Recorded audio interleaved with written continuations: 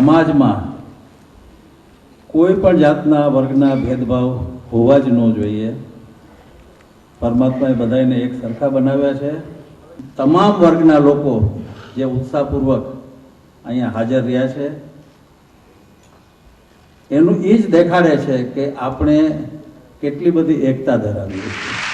ચાહે સમાજ સેવક હોય, ચાહે સાહિત્યકાર હોય કે ચાહે સત્તાધીશ હોય, જો એના અંતઃકરણમાં સંવેદના ના હોય, નિડરતા ના હોય, તો એ કોઈ કાળે પ્રજાનો પ્રેમ પામી જ ના શકે. અને આપણા નરેન્દ્રભાઈ છે એ આ બંને બાબતમાં આપણને પ્રેરણા પૂરી પાડે છે. નરેન્દ્રભાઈના જીવનમાં, એમના અંતઃકરણમાં, એમના હૃદયમાં જે સમરસતાની, સંવેદનાની જે ધારા છે એ અખંડપણે વહેતી રહી છે. અને આ જે ધારા છે એનું જે પ્રગટીકરણ છે એ એમણે અનેક વખત પોતાના વિચારોમાં એમણે વ્યક્ત કર્યું છે. અને આ જે વિચારો છે એ વિચારો જ આ સામાજિક સમરસતા પુસ્તકમાં તમને પાને પાને જોવા મળે છે. માનનીય મુખ્યમંત્રી શ્રી નરેન્દ્રભાઈ મોદી સમાજની એકતા અને દેશની અખંડિતતા માટે જેમનો પુરુષાર્થ કોઈથી અજાણ્યો નથી. માનનીય સુદર્શનજીએ એમને માટે લખ્યું છે. આપણે માટે કોઈ કહે તો બહુ ભરોસો ન પડે, પણ એમને લખી નાખ્યું કે શ્રી નરેન્દ્ર મોદીની સમાજ પ્રત્યે સંવેદના છે. વંચિતો, દલિતો, પીડિતો, શોષિતો, નારીઓ પ્રત્યે કર્તવ્ય ભાવ છે અને સામાજિક સમરસતા માટે પ્રતિબદ્ધતા છે. નરેન્દ્રભાઈ મોદીઓ ઘણા હશે, નરેન્દ્ર મોદી એક છે. કારણ કે આપણે સચિનભાઈ તેંડુલકર નથી કહેતા, લતાબેન મંગેશકર નથી કહેતા, અમિતાભભાઈ બચ્ચન નથી કહેતા. મને તો નરેન્દ્ર મોદી સાંભળું તો મારો કાંચન છે, બાકી ના થાય.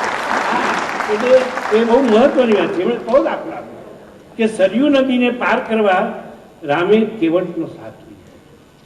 શ્રી કૃષ્ણએ ટચની આંગળીએ ગોવર્ધનને તોડ્યો, પણ એમણે ગોવાળિયાઓને રાખ્યા. છેક છેવાડાના માનવીને સાથે લેવા મુખ્યમંત્રી થયા. નરેન્દ્રભાઈ એટલે શું ખબર છે? કોઈક આપણને આપણા કાનમાં કહેતું હોય, સમાજના કાનમાં કહેતું હોય કે તમે વિયો નહીં, હું તમારી પડખે.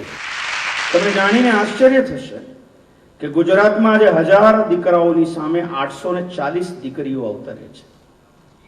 એટલે કે 160 દીકરીઓ ઓછી જન્મે છે. તમે વિચાર કરો કે જો આમ ને આમ ચાલશે તો પરિસ્થિતિ કેવી ઊભી થશે. બેટી બચાવો એ એક જન આંદોલન બનવું જોઈએ. દીકરી બચાવવા માટેનું એક આંદોલન ઊભું થવું જોઈએ.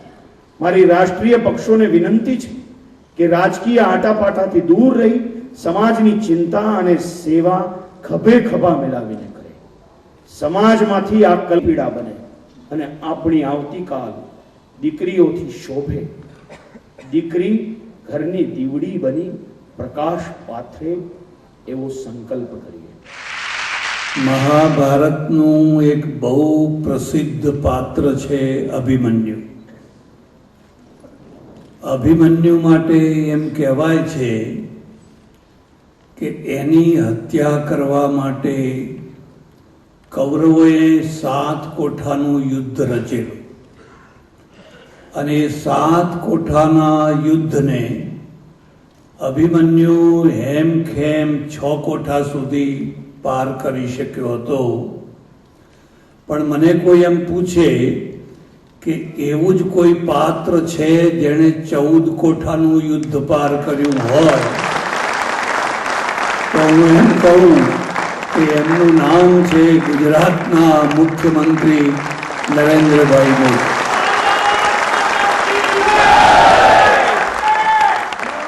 એમણે 7 કોઠા અંદરના અને 7 કોઠા બહારના એમ 14 કોઠાનું યુદ્ધ કર્યું. કોઈ પણ માણસ છે એની મર્દાનગીનું માપ કાઢવું હોય તો એ જોવાનું કે કેટલા વિરોધ વચ્ચે કેટલી ખુમારીથી જીવન જીવે છે.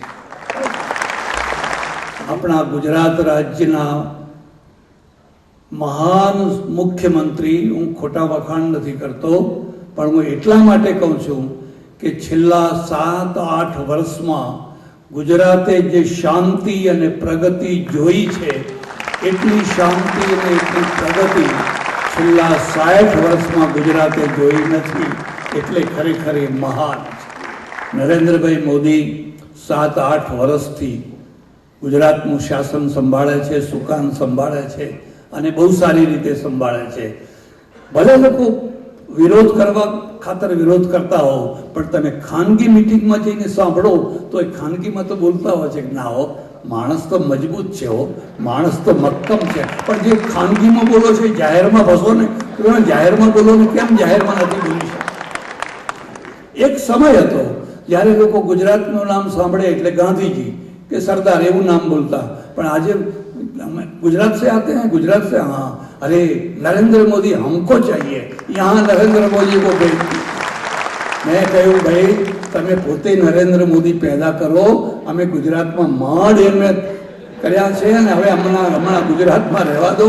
અને જો બનશે અને તમે બધા જો હિંમત કરશો તો એમને ઠેઠ દિલ્હી સુધી મોકલી દઈશું. ભલે લોકો ગમે એમ બોલતા હોય, આપણે દિલ્હી સુધી મોકલી.